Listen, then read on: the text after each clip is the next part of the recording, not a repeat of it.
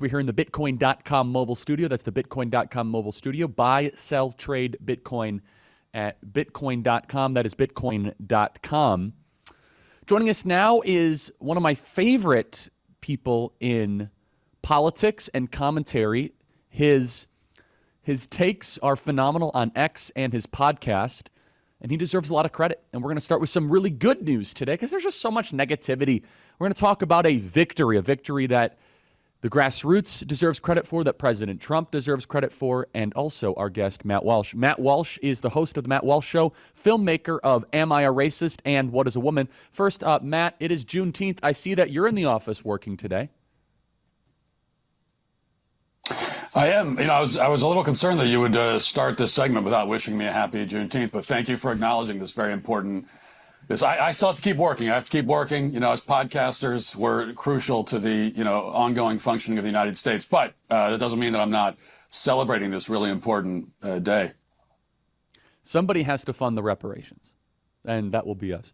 So, Matt, there was a huge victory yesterday at the Supreme Court that really was something that you started in Tennessee, and you started even before that of your decades-long work criticizing the transgender industrial complex. Walk our audience through this triumph at the Supreme Court yesterday.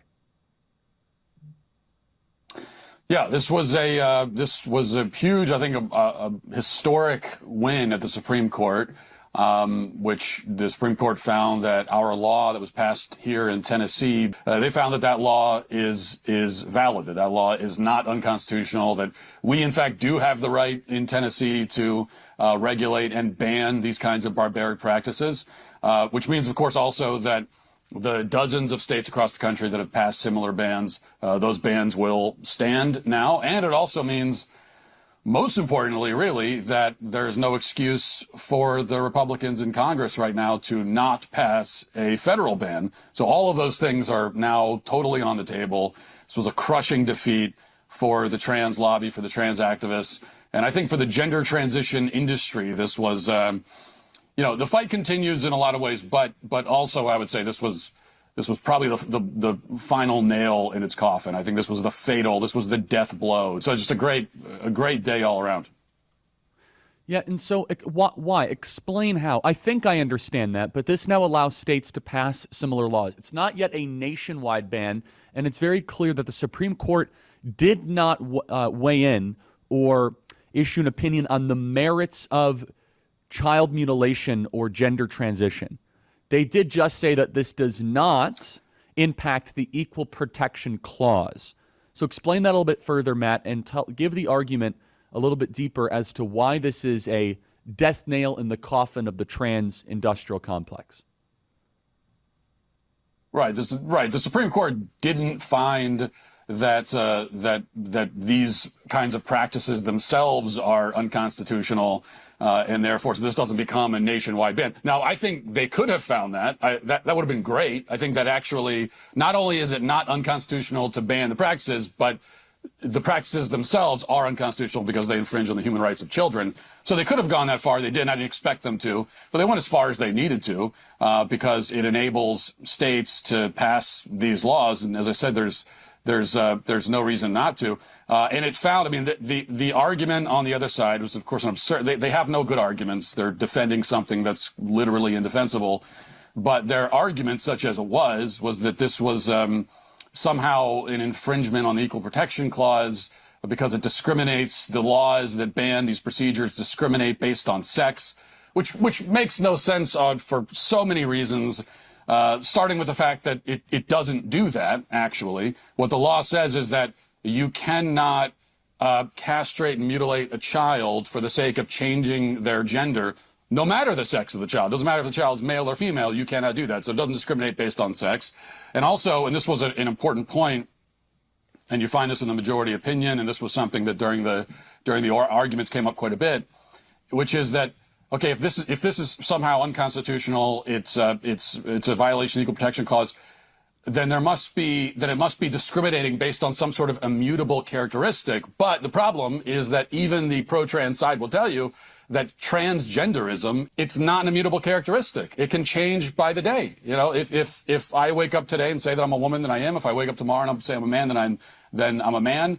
So even according to them, it's not an immutable characteristic. So the whole argument just doesn't work. And the reason why I think it's the nail in the coffin, the fatal blow, is because this was the trans activists' only hope, was that the courts would bail them out. And trans activists for years have been very confident, as the tide turned against them culturally and dozens of states passed these laws.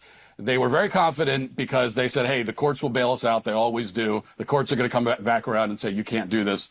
That was their only hope, because if the courts don't bail them out, now they're left with what? Just the argument.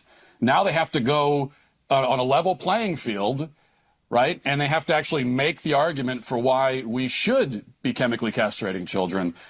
And they can't win the argument because the argument's insane. I mean, this is not even an 80-20 issue. I think this is like a 95-5 issue, really. The number of Americans who actually think it's okay to chemically castrate children is vanishingly small. And so their only hope was some sort of bailout from the courts, and it didn't happen. What do Andrea Bocelli, Steph Curry, Justin Bieber, and Tim Tebow have in common? All of their mothers were encouraged to end their pregnancies. When a woman faces an unplanned pregnancy, she is often pressured to end her child's life. She wants to make the right choice, but society and those around her are telling her that her baby is not a life. That's where the Ministry of Preborn steps in. Preborn and their network of clinics offers compassionate, loving care to mothers and the support they need to help them choose life, including a free ultrasound. Once a mother hears their child's beautiful heartbeat, she is twice as likely to choose life. If you consider yourself pro-life, it's time to join forces with Preborn. I'm a donor, and you should be too. Together, we can empower women to choose life, empower the truth of motherhood, transforms families and futures. One ultrasound is just $28, and a $140 gift will help to rescue 5 babies. When you donate monthly, you'll receive stories and pictures of lives you helped to save. Please dial pound 250 and say the keyword baby. That's pound 250 baby, or visit preborn.com/Charlie. That is preborn.com/Charlie, sponsored by Preborn. What does this mean for the nationwide ban that you and I are seeking, including President Trump's phenomenal executive order that he wrote that is now currently in the courts somewhere? Does this impact it at all? And how are we going to advance a nationwide ban and bring that to reality? Well, I think Representative Marjorie Taylor Greene already has a bill that she wrote that codifies Trump's executive order on this exact issue. And the way that it impacts it is that it means that there's just no reason not to do it. You could absolutely pass this bill. And it's one of those relatively rare times in politics where the clearly morally right thing to do is also clearly the politically popular thing to do. Things don't always line up that way. There are plenty of times when the right thing to do is not the politically popular thing. But in this case, it is. So this is a total winner for Republicans, and you have to do it because, as you point out, you've got these so-called trans sanctuary states like California. And listen, we're protecting kids in Tennessee, and that's fantastic. But children in California have to be protected too. Like, just the fact that a child happened to be born, was cursed with being born in California, shouldn't mean that now they're going to get chemically castrated and butchered and injured for the rest of their life in these permanent ways. And so we have to pass this ban, and it's a total winner, because what it means is that the Democrats are going to have to get up and they're going to have to make the case on the record for why it's okay to cut the breasts off of 15-year-old girls and castrate 12-year-old boys. And I'll tell you right now, they don't want to do that. They do not want this fight. They don't want to make this argument. They'd rather it just go away. They're hoping that Republicans will be happy with the Supreme Court victory and then move on like it's the end of it. And that's why we can't do that. No, and you saw Elizabeth Warren come out yesterday saying that this was insensitive to young kids and their parents. Okay, let's have that debate out and open. Let's make 2028 or the 2026 midterms partially about whether or not we should have a castrating business in this country that profits off of the removal of genitals. And it's just amazing. We don't have enough time to dive into this in this segment, Matt, but how public opinion has switched on this topic the last decade is amazing. Matt, walk us through the decades-long journey from 2015 to today on the public opinion battle that you were heavily involved in?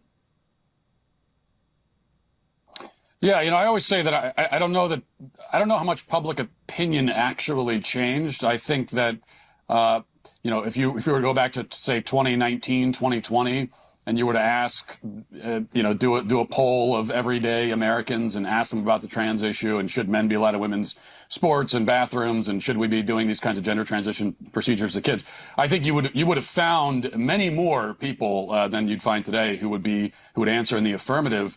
But I don't think that most of them actually believed that at the time. So I don't think that, the trans activists never actually persuaded anyone, or I think they persuaded very few people. What was happening for about 5, 6, 7 years is that they successfully scared people into silence. They used emotional blackmail very effectively. There was this emotional blackmail campaign that was just ruthless and relentless, and for a lot of people, it just blindsided them. And this was being done not just with the public generally, but most nefariously with parents. Parents who'd never even heard of the trans issue really were all of a sudden being told that, if you don't let your kid transition, they're going to kill themselves. And a lot of parents they didn't know how to respond to that. It's like when you're being told that as a parent, it's very jarring. So I think that's what happened. I think that's what happened for the first, half of the decade where this fight's been going on, is people were scared into silence. Matt, excellent work. Congratulations. Thanks for all that you do. Thank you.